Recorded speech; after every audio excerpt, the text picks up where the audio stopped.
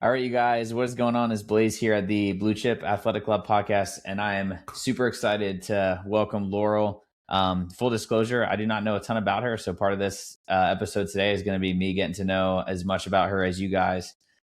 Really quick, want to shout out our podcast sponsors: First Form, Sweet Perfections Protein Cookies, Log 10, or Pilot Base now for the best pilot flight logbook that we use. Our buddies over at Build Different Mastermind Community, which I think Laurel may even be a part of as well herself. And then our new, partnership is over with Dash Track, and these guys are going to help you build a website from zero to hero in like under 20 minutes. If you guys are interested in getting into that, let me know and we'll send you over some information. So without further ado, Laurel, tell me, you can go back as far as you want, origin story, who are you, where you're from, like what you do, and then we'll kind of go from there. Oh man, that's a mouthful. Well, I've been in the fitness industry for a long time, almost 10 years. I've owned 3 studios over my career. I guess probably the best place to start. I came from the corporate world, so that was sort of my background. I ran a big company. I had about 200 employees and made a lot of money and just was completely burnt out. So my boss didn't really invest in a lot of infrastructure. And as we were growing, it was just kind of like it all kind of came on me. And eventually my husband was the one who was like, man, you're doing all this. Why don't we just buy a business? So we looked at all kinds of different businesses, and fitness was the one thing that if I could make money doing that, I was like, that was a dream come true. I would do like fitness competitions for my employees, teach people to work out. Like that's what I would do just for fun, and do it for free. So we found a fitness studio. It's here in Phoenix, TriFit Wellness.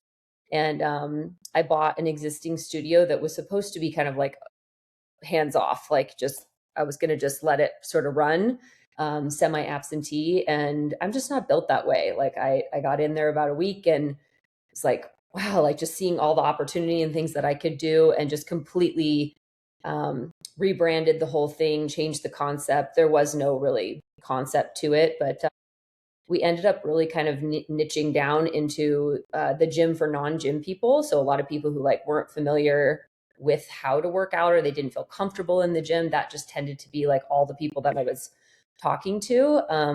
And so really had a lot of success in that. Almost went out of business during COVID. Definitely the hardest thing I've ever been through, but made me a much better, more resilient business owner for sure. Having gone through that, like nothing's really as scary as losing it all. But yeah, grew that up. And then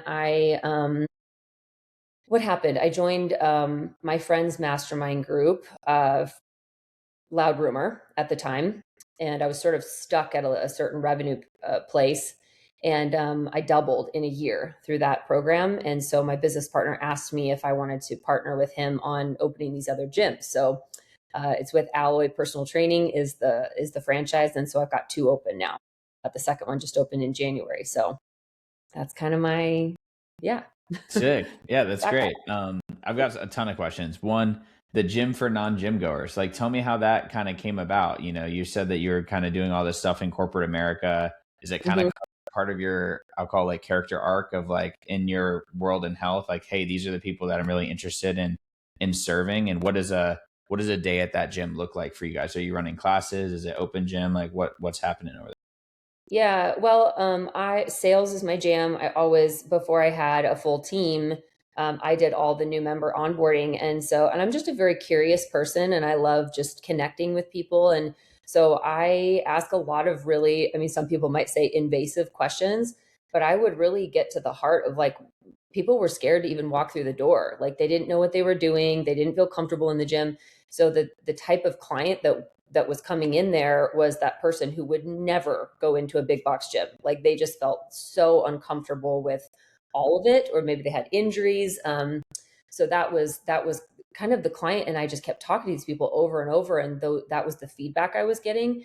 And I remember I was like, okay, this is sort of a risk, but this is what I'm experiencing. And so I didn't know how it was going to be received, but I put it all over the windows, right on Camelback Road, the gym for non-gym people, and it just blew up. So, I think it could mean a lot to different people. Like if you don't like the dirty, smelly meat market type of, place. They just wanted a place that felt comfortable, like welcoming people. There wasn't any competition. It was just like good vibes. So yeah, and it was all over the place when I bought it, one-on-one, small group. We had like a big class that was called a Move Strong class when I bought it. And I condensed all of that down to small group personal training and had to have individual conversations with every member when I changed the model. So it's about a $400 membership, super hands-on, but the gym capped at about 220, 240. So my existing team bought it from me. They reached out. So I sold it to them about a year and a half ago, which was really cool. I mean, these were the people that helped me build it. And I wasn't planning on selling it, but it was just the coolest transition. And we still have a great relationship. We'll help each other out with things and send leads to each other, so it's been really cool.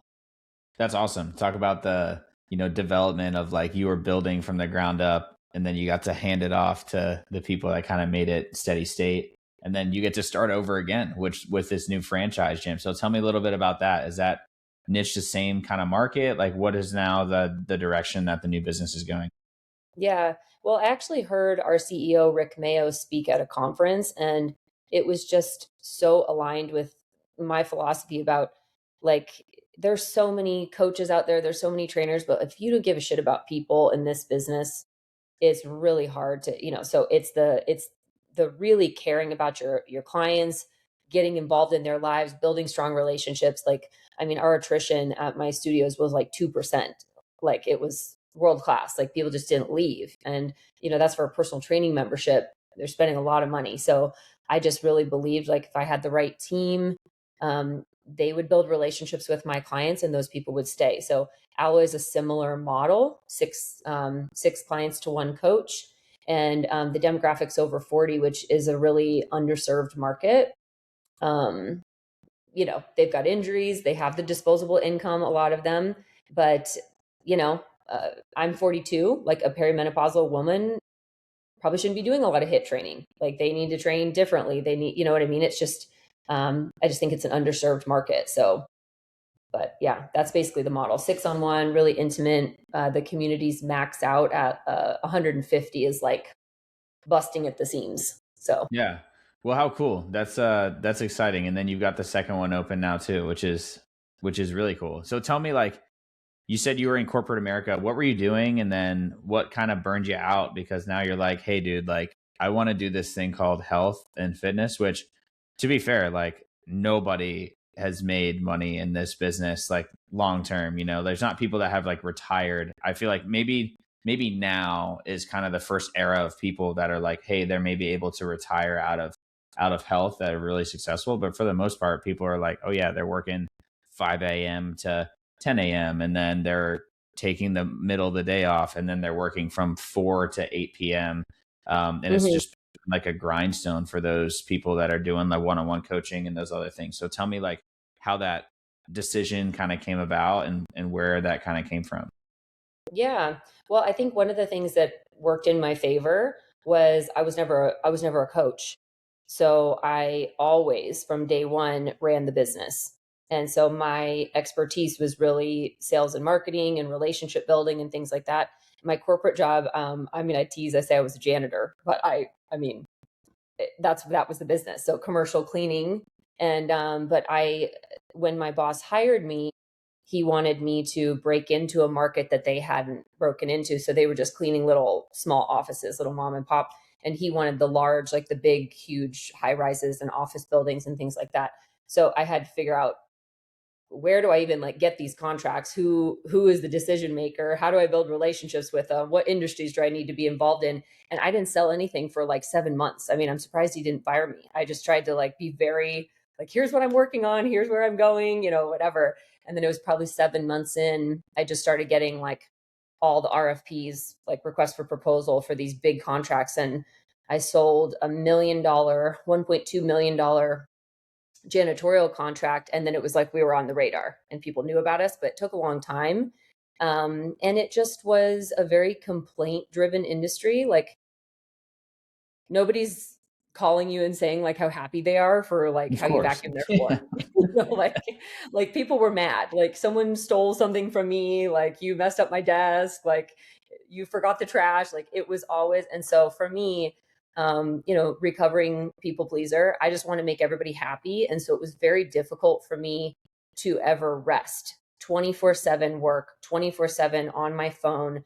I would go out overnights and do the cleaning with my crews, door by door, trash by trash, to make sure it was perfect. And I'd get up the next day and I would sell all day, service the customers. So it was nonstop. And I think I was 9 months pregnant doing a building startup, like on my hands and knees cleaning a drain. And it kind of like the light, I was like, what am I doing? Like, there's got to be a better way, or something else I could do with this.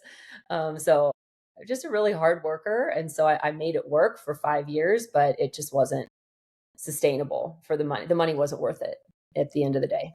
So Yeah, it's so interesting that you kind of sit back and you start to think about those things. I feel like I've started to have I'm 31, just turned in May, and I feel like now in my life I'm almost looking from 5, 10, 15 years down the line, and I'm trying to think of like, okay, what's the lifestyle that I want to live, and then what are the steps that I can take to then get me to that type of lifestyle. And it's not necessarily working from 5 a.m. to 9 p.m. and never seeing my wife or my future kids, or hanging out with my yeah, dog. It's like, yeah, how do I build that aperture and open that up to be able to do that more, which is so interesting and unique that, um, you know, obviously hindsight being 2020, you're like, why wasn't I doing that from the get go? But you're kind of like so busy working in your life that you don't necessarily work on your life, I think, at a certain point. And you're just like, yeah, I'm just going to go, go, go, go, go. And this is the way to do it. But I yeah. kind of Well, I have think felt in the past spinning my wheels, doing that.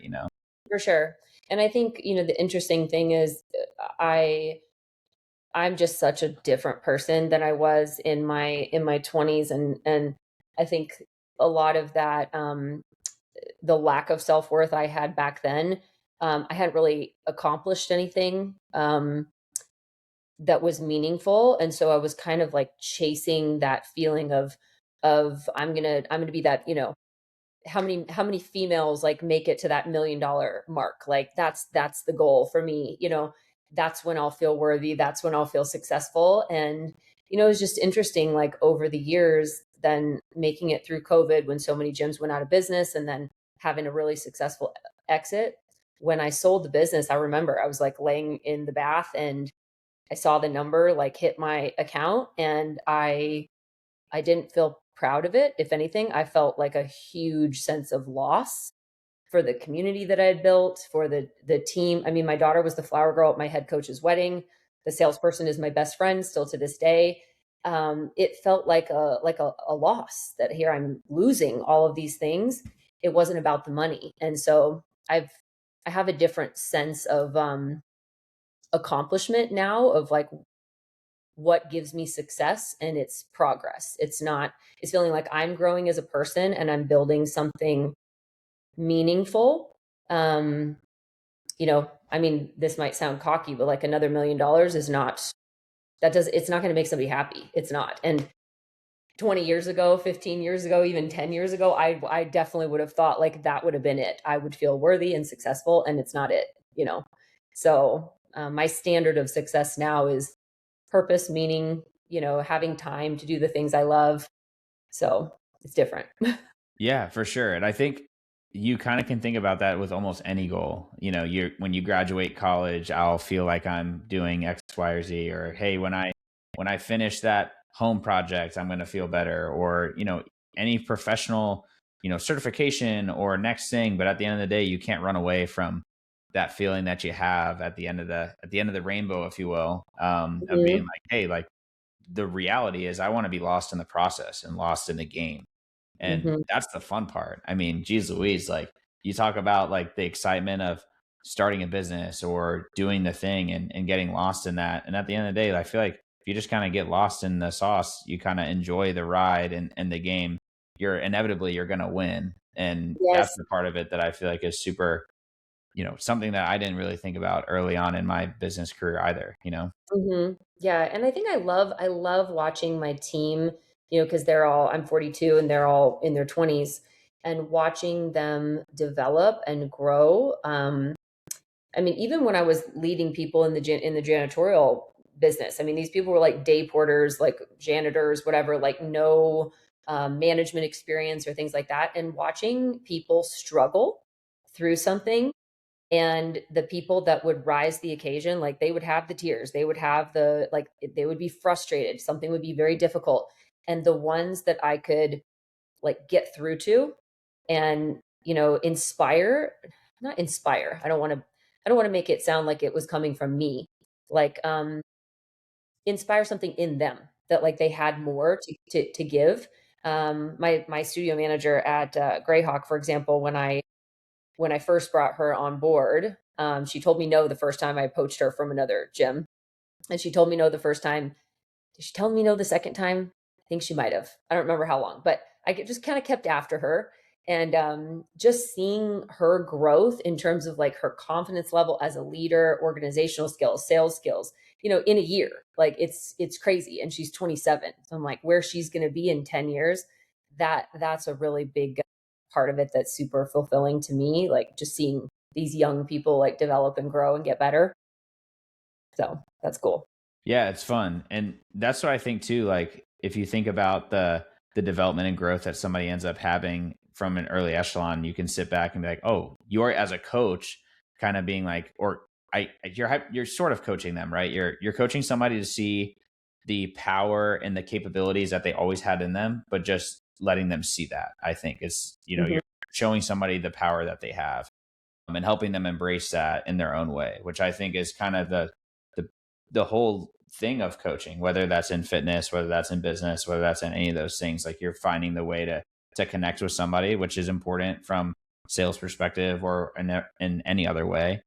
And then you're able to take that and grow and perpetuate that win, focusing on the small steps that are going to get you somewhere sustainably, building skills, leaning into strengths. Like I had a conversation with my boss within the last couple of months, and he was like, "Hey, I was in business school." He's got an MBA.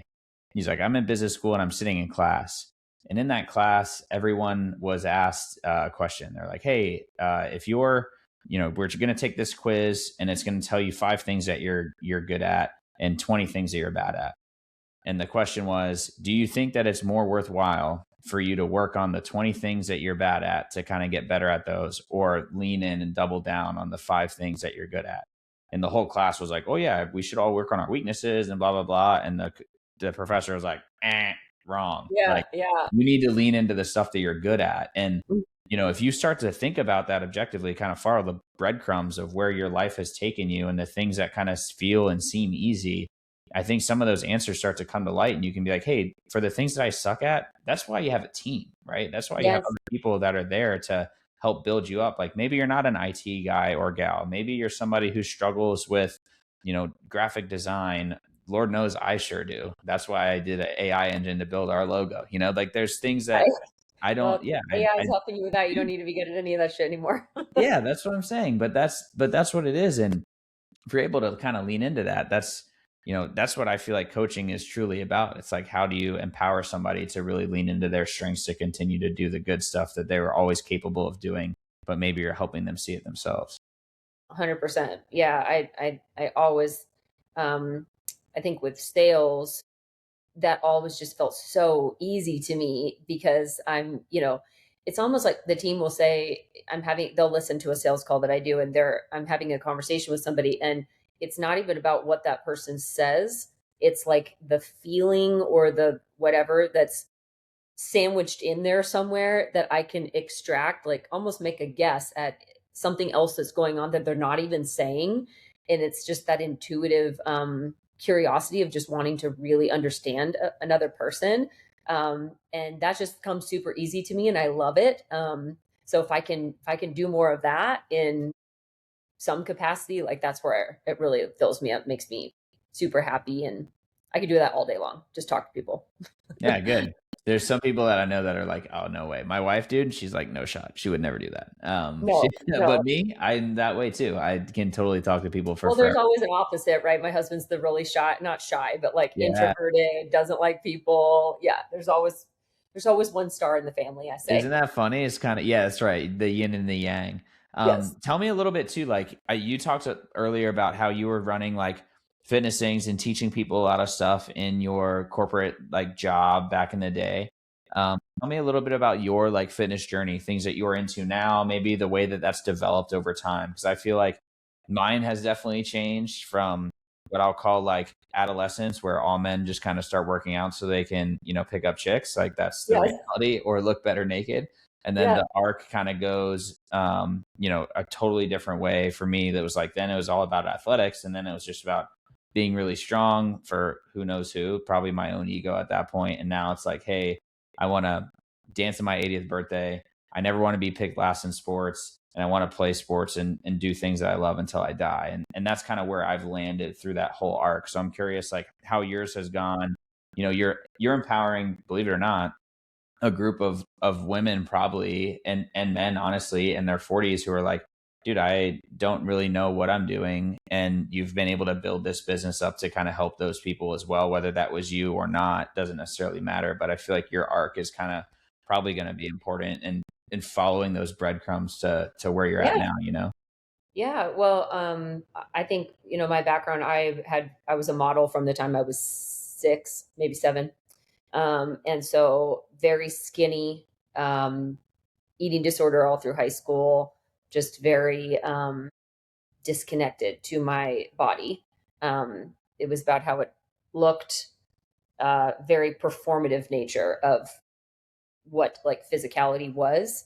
And, that led to a lot of just, I mean, alcoholism. I'm 7 years sober now. So that's, Congratulations. That's thank you. amazing. Yeah.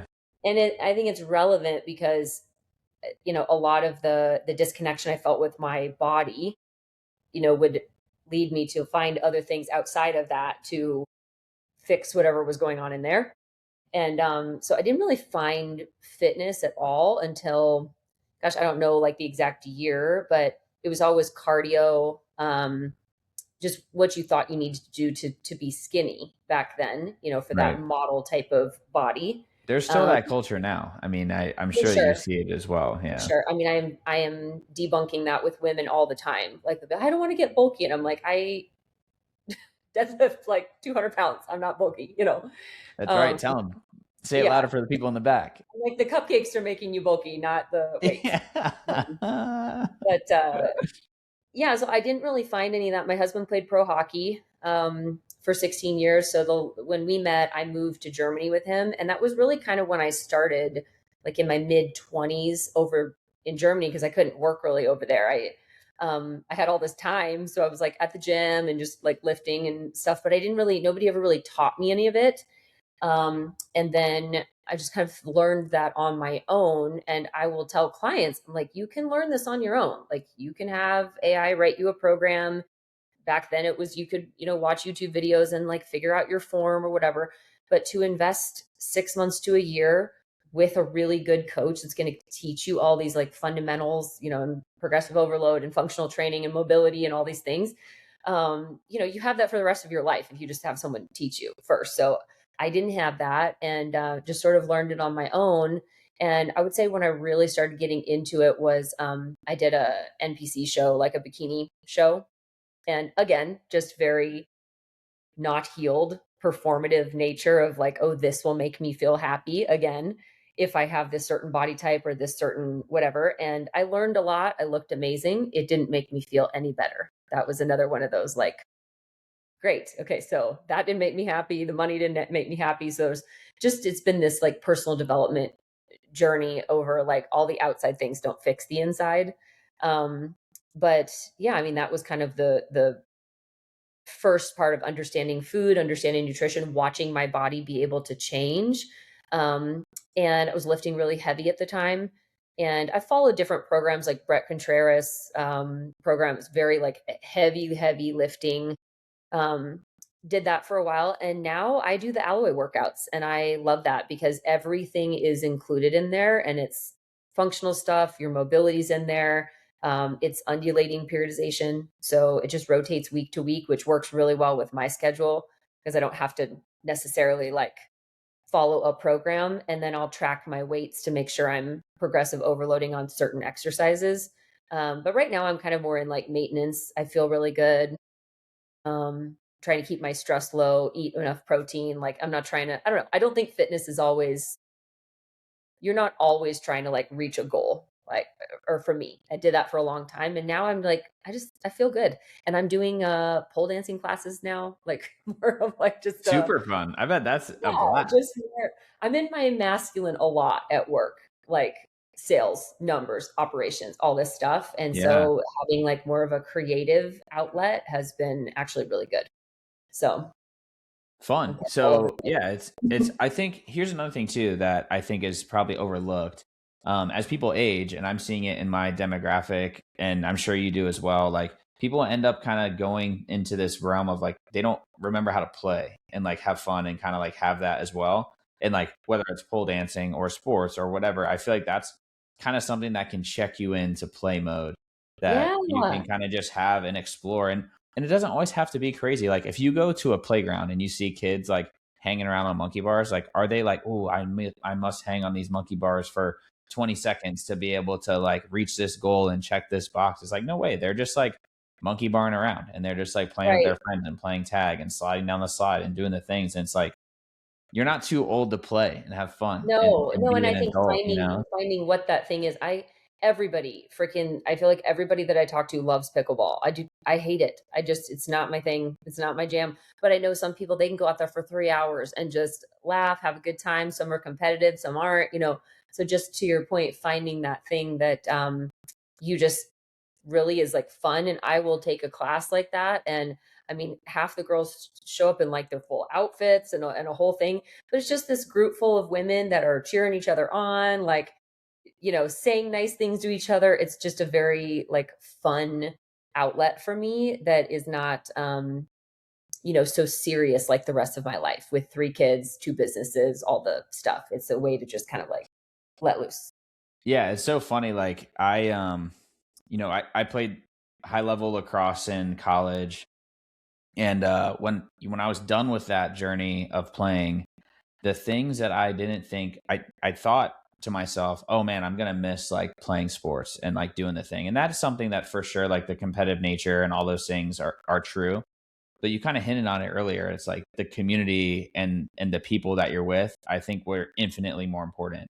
So I never remember like the score of a game or how many goals I scored in a season or any of those things. But I do remember like bus rides from Connecticut to Florida for a spring break. And I remember like sitting there with buddies and having sausage and peppers after meals and chicken parms and our coach saying silly things and us like remembering the things that happened. Like all of Hmm. those things I feel like happen. And then when kids or people fall out of a group, I think it can be really, really challenging and isolating. And then you don't have that thing to kind of one, like keep you motivated, two, kind of lean into other people and have that community that kind of helps kind of fuel your health fire or whatever the thing is, whether that's business or, you know, health and wellness too. Right. Absolutely. And I think I love that too in the model that we have with Alloy, just because it's these small micro communities. Like these people come in and they've got 6 people that they train with every Monday, Wednesday, Friday at 8:30. And these like little old ladies are like building, you know, like such a good relationship. And if you saw them, it'd be like the little old grandma at the grocery store. You would never think this lady's like deadlifting and doing all this stuff. And they Yeah. weren't when they started. And it's just I mean, my oldest client, Blaise, is 86. That's 86 good. doing pull-ups, like it's so cool. And I've seen the full spectrum of that with the people who stop moving and they can't, you know, they say they can't do all that. I mean, my dad died when he was 70 something, Alzheimer's, and, you know, just stopped moving, sitting in a chair. And I just saw that decline. And my clients just inspire me every day where, like, you know, a lot of them in their 70s and 80s doing the stuff that the 40-year-olds are doing. So it's cool. Yeah, it's super cool. And I think too, like, you know, people being at that stage of life where they can be like, oh, you know, it's my metabolism or I'm just getting older and almost using that as like a cop out to not put the time in. So I mean, your gym is an example. You've got somebody who's 86 who's now potentially learning a new skill, number one, which, they say you can't teach an old dog new tricks. I don't think that's true. I think it's like, just being willing to take some criticism or learn something new, or, find some new outlet. I think that like having that beginner's mindset is something that doesn't necessarily just go away because you turned 50 or 60 or whatever the thing becomes. And people like that, I've never heard anybody like, towards the end of life say, "Oh, you know what? I really wish I just worked more." They're always just like, I wish I spent a little bit more time on my health or with my family or doing these other things, and kind of put some of that other stuff aside. And it's just so cool that, people like that are around. My grandfather's 84, 85 years old, and he plays basketball with 20-year-olds still. And he's like a huge motivator for me to be like, oh man, if he's out there doing it, he re-roofed his own house by himself, in the summer in Northern California, which, it gets to be like 100 degrees out there, and he's over there moving shingles around and doing the thing. And it's like, man, somebody like that, having a role model of health in your family or something, can just be super motivating as well, to show you what is truly possible, instead of, the typical American lifestyle that I feel like kind of ends up consuming a lot of people that you end up seeing kind of out in the streets. It does. And I think probably the biggest challenge that we see is they don't know because they've never experienced it. So it's like trying to explain what a person will feel like when they get past the shitty part of I'm sore, my body hurts, I pulled this, whatever, this food tastes like shit. I don't like any of this. Like when they have to get through enough of that shitty part to recognize any of the benefits of it. And I think that's where my team, me as well, but mostly my team, like they have to believe in that person and like kind of cast that vision for them over and over and over and just keep them in the game long enough. That's probably our biggest challenge. Like we know if we can get them past that 90-day mark, if we can show them progress on the in body, if they can start feeling a little less sore, if they have a little bit more energy, like a little bit less body fat, if we can just keep them on the hook long enough, it's about that 90-day mark. It's like, okay, like they're good. They're in, like they're feeling it already. Like biology takes over. It wants to move. It wants to be healthy and vibrant. But the typical person has never felt like that. So they can't even picture what that future is going to feel like. Yeah, and it's building a little bit of awareness too, right? I mean, you talk about it too. Like, if I were to ask somebody, like, "Hey, how do you feel on a day-to-day basis?" and people are like, I never really thought about that, but like, I'm Fine. tired all the time, or like Like it's maybe, normal to just be tired all day or wake yeah, up yeah, and not feel rested. It's like all this is just normal. It's just how they feel every day. Their back hurts, right, whatever. right. Or, if somebody's eating your typical American diet and they're like, "Oh yeah, like I poop like once a week or whatever," and nobody's like said anything to them, it's like, dude, like these are things that are like markers of something, bigger that's going on that you could help fix, which probably would help you long term with energy levels, with, waking up and being more present with your family, your wife, your spouse, your kids, all those things. I feel like that are super, super prevalent in, the year 2026, where we have so much access to information. Like, have we ever had AI engines that can write full emails in human history? Like, we have so much access, and yet we're still like the least healthy that we've ever been. And Yeah. you said it earlier, like I tell people the similar thing, where it's like, if people are like, "Oh, like, do you want to like write me a program?" I'm like, I can, but you know what else can? AI. You can say, "Hey AI, these are my constraints, chat GPT. I want 30 minutes of crack. I want 3 workouts a week. I want to hit these, specific movement patterns to get better at this thing." It's really good at doing that. But what Mhm. AI doesn't do really well is that human connection, the human touch, to be able to then motivate you, be with the group, be with the team. And that's some of the stuff that we end up doing in our group as well. And the accountability. Like, it's, maybe one day it does all those things and it feels human enough for somebody. But I don't know if there's ever going to be a time where it really truly takes the place of human connection, Right. And I empathy, and think all those things that exist. I'm curious your thoughts on the GLP-1s because that is another thing that I really I mean, honestly, I'm kind of scared about it because I'm seeing, somebody can spend $400 on a GLP-1 and they can lose body fat that way. They don't have that $400 to spend necessarily on their personal trainer or their programming or whatever. And they're not, one of my family members, aunt and uncle, my kids' aunt and uncle, they were both taking it. And I said, this is not negotiable. Like you have to be lifting weights. Like you have to be if you're taking this stuff. And they're seeing the muscle wasting and they're not eating enough and all these things. They're not eating enough protein and stuff. So that's another barrier that I think is just kind of shifting the market a little bit, where people can kind of take the easy way out. And we don't know what the long-term effects of that are going to be, 10, 20 years from now with people's bones and things like that. But curious your thoughts Man, on you that. hit a lot of things that I end up getting on a soapbox about. So I want to like caveat with like I am never going to tell somebody what to do in their life. Like it's America, and that's the benefit of being in America, is that if somebody wants to take GLP-1s and smoke a pack of Marlboro Reds every day, like I'm never going to tell you not to do it. And Sure. a fifth of whiskey, like that's your prerogative for sure. But what I will say is I think that you hit on the big things, the lack of research of what's happening. I'll stand on the fact, today is June 3rd, 2026. I forecast that 10, 15, 20 years from now, our osteoporosis numbers in people across the board are going to rise like crazy, because I agree. GLP-1s, if you're doing your research, like they're not only targeting that body fat, they're also targeting your lean muscle mass. And that's the thing that's an incredible marker for your ability to prevent osteoporosis, all that degradation of your bones. And not to mention, it's a marker, having lean muscle mass is a marker for just staying alive longer. Like when Well, and people, your metabolism, for your sure, basic metabolic rate. If you're just tanking your metabolism because you're wasting all this muscle, even though you're getting thinner, there's just so many things with it, and I think it can be incredible for people as a tool. And I'll tell my clients, like, let's hit all the necessities first.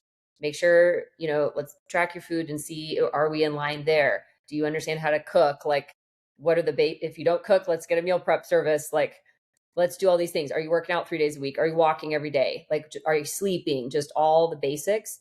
And if they're doing those things and they're not seeing results, I think a low dose GLP-1 for, to sort of, kickstart. get their Yeah. metabolism revved up and things moving along can be really beneficial. But I think far too many people just use that as like the first option because they can. Yeah. It's funny. Like I'll make the analogy that, I play golf. I'll say like I don't do it enough to claim that I'm any good. Yeah. But the Too long. reality is 5 people, hours. yeah, right. The reality is that people would rather spend $2,000 on a new pair of golf clubs instead of $200 on a golf lesson.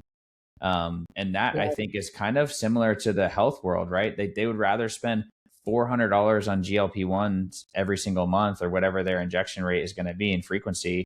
And then we neglect the things that arguably like are simpler, but are they easier? And then is your money like going further with that? Like you're teaching somebody a skill, you're teaching somebody the capacity to cook, sleep, stress, recovery. We're missing the 90% of things that I'll call free or very, very low cost, to focus on this other thing that's, I've heard this analogy. It's like this world that we live in is a crockpot world, and people want microwave results. They want to be able to flip the switch and be able to say, oh yeah, I'm going to be ready to go, and Hmm. lose 50 pounds in 3 months. Well, how long did it take for you to gain that 50 pounds? Like, I was know. that something that was gradual, or was that all at once? I would argue that most likely, unless you had some other like medical conditions, uh, cancer sometimes can do some things like that kind of swell people up really fast. But at the end of the day, most of the time people gained 2, 3, 4 pounds a year over the course of 10 years. And then they look at themselves in the mirror after that time. And they're like, man, I don't even recognize myself at this point. Right. Have you heard of are you here local in Arizona? I'm not actually. I live in Florida, and I again got connected with you through Dave. With shout out to Yeah. Dave DiLorenzo.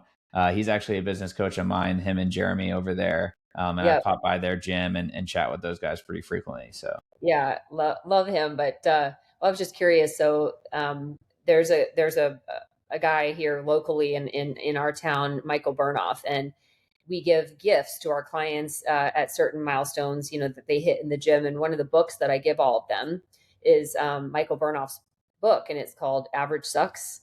And it's not average in the way you think average. It's average as in we all have an average. So like this is about the amount of money you make. This is about kind of the health that you have. You have kind of this kind of relationship.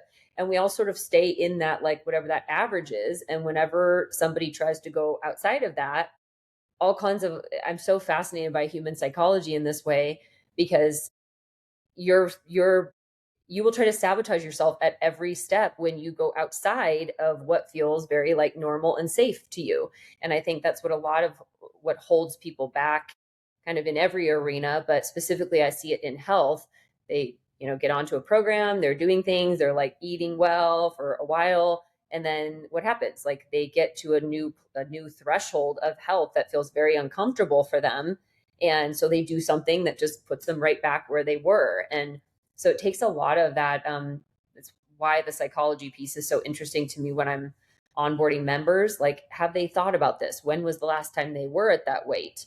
Um, what are the things that hold them back? Like, so we can see, like, okay, it's usually this, and that's where they sabotage or whatever. It's not just about getting them to show up to the gym. I think it's helping them understand their patterns and ways that keep them stuck. Yeah, which is really interesting. Like we work with a decent amount of women as well, and I'll have a woman come up to me and say, "Oh, I really want to be 120 pounds," and I'm like, "Oh, I love this conversation." I'm like getting ready to go because I already know what I'm going to say, and I'm like, "Oh yeah, well, why do you want to be 120 pounds?" And they're like, "Oh, because I feel like that's like a good weight for me," and blah blah blah. And they'll kind of go down this rabbit hole of thing, and eventually we get to the real reason. They're like, "Oh, when I was in high school, I was 120 pounds, and I see this photo of me, and I look the best."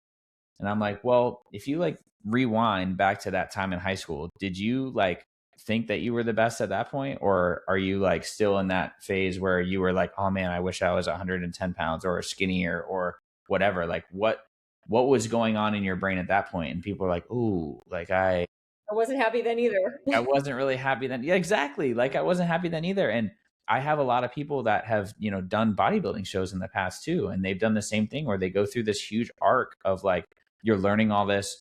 And then peak week. And then when you're on stage, like you look like $1,000,000, right? Like those things all happen. The lighting's good. The tan's good. You got all these photos to look back on. And then it's like, oh man, like, did that is that the thing that made you super happy as well? And like, were you like, oh man, like, look at this person next to me, and like, oh man, Michelle over there, Michelle really looks good. Like, fuck, I wish I looked more like Michelle when you're up there on stage too, And I think that fixing that, whether that's a comparison thing or, self image and detracting, especially for women, we find like the image with the scale is just so tied. It's like the scale equals success. And for men, I'll say like, oh, hey, I get in the same conversation with them and they're like, oh yeah, I want to be X weight. And I'm like, really? I'm like, if you looked ripped like Rambo and the scale said 400 pounds, would you care? And they're like, well, of course not. And I'm like, so the number doesn't necessarily matter. No. You're looking to look a certain way, to feel a certain way. And obviously if you're Rambo, you don't care if you're taking your shirt off at the beach. So Yeah. I think that's like kind of having that discussion of honesty and understanding where somebody's coming from, which I'm sure you see in sales all the time as well. They're looking for to your point, they're looking for a feeling. They're wanting to feel a certain way about themselves, and the number or the body fat or the this or that is like the representation of, I'll feel this way when I get that. And I'll tell people all the time, I just came across my old show pictures, and it was like pictures of me when I was modeling and I was super, super skinny, not happy then, not a lot of self-love then at all. And, had like the body that I wanted, and still just such a deep sense of like unworthiness even then. And so, I tell people it's like you work on the inside while have the outside be a reflection of what's on the inside, not Yeah. vice versa. So how do you feel like you've been able to work on that? Like I'm curious because it sounds like you've had some success in doing that. And what if somebody listening is like, oh man, Laurel, I'm somebody who's struggling with that myself. Like I've been working on my self image, or maybe I, did a show or I had myself in this position where I thought it would be enough, but it wasn't. How Yeah. are you making your way through that to be able to kind of come out, and obviously the work in progress every day, I'm sure, but to come out kind of on the other side and have a little bit more perspective, and maybe it's gratitude for the journey or whatever it kind of shows up as. Yeah. I mean, well, that's like a whole nother, that might be a different episode, Yeah, but, for sure. but Yeah. I mean, the short version of it, I mean, getting rid of the drinking was a big piece of it for me, because I don't think you can really do any significant like personal growth work when you're numbing, and people numb in a lot of different ways. But I think that's with substances specifically, and David and I talked about that, like, cause he's sober as well. The Yeah. person who does, but you can't really do any of this work when every night you come home and drink. Like, there's not enough space to really like look and analyze it. So, I mean, one of the big things I do that I don't know that I would recommend to a lot of people is I did plant medicine in Peru, Very ayahuasca. interesting. I want to hear about that for sure. Yeah. So I did that. That was 2 years ago in April. And, when I went, I felt like I was going to have this very healing experience. It's just can I swear on this? Yeah. 100%. Yeah. It's such a mind fuck, because not like most other psychedelics and stuff. Like, if you were in a kind of guided experience with a practitioner, they could maybe ask you some questions and sort of guide where you're going to go with that. And ayahuasca is it's taking you wherever it needs to go. And so for me, a lot of my I was there 9 days, 4 ceremonies, and every single one of them was extremely dark and scary.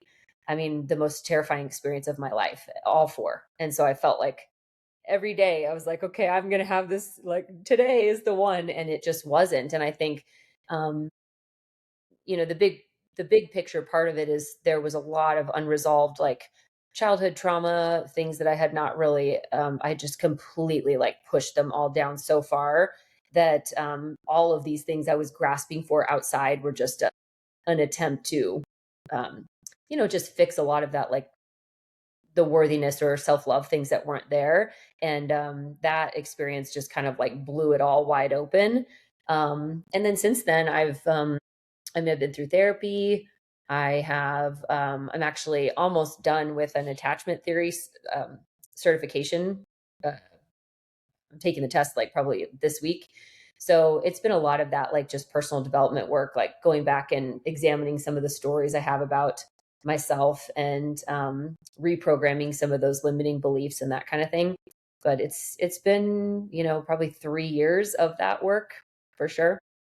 Yeah. Which never ends, it's, Yeah, I won't say you're ever, like, healed, but yeah, it starts to all the subconscious stuff that's been running everything for a really long time.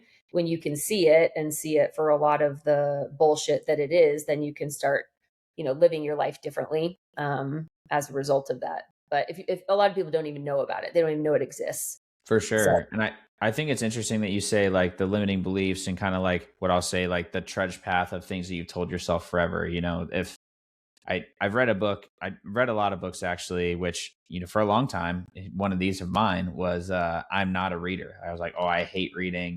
I'm never going mm. to read, blah blah blah. And ironically enough, my mom's an author. Sorry, mom, for not growing up a reader.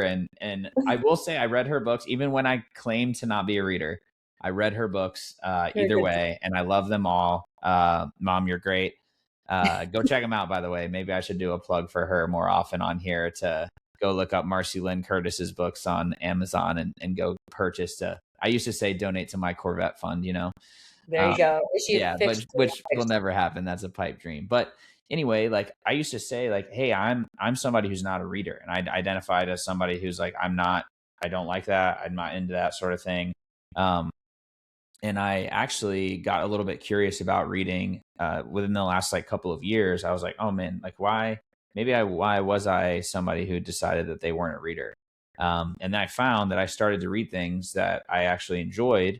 Some of them in this personal development land, some of them in like what I'll call like a fictional land, because I almost went a little bit too far to one side and I was like reading too much nonfiction and I felt like a little bit robotic, with clients, which isn't super good. So I kind of went back and forth, but I ended up with a goal that I was like, hey, I'm gonna like step out of my comfort zone. I took like a speed reading class, and then I had a goal of reading a book a week for the entire year. And then I ended up, instead of 52 books for the year, I read 54. And it was like I then like came into this thing where now it's like a practice and it's something that I do in the morning and at nighttime, even if it's 5 or 10 minutes. Like it's just something that I've done more and more of.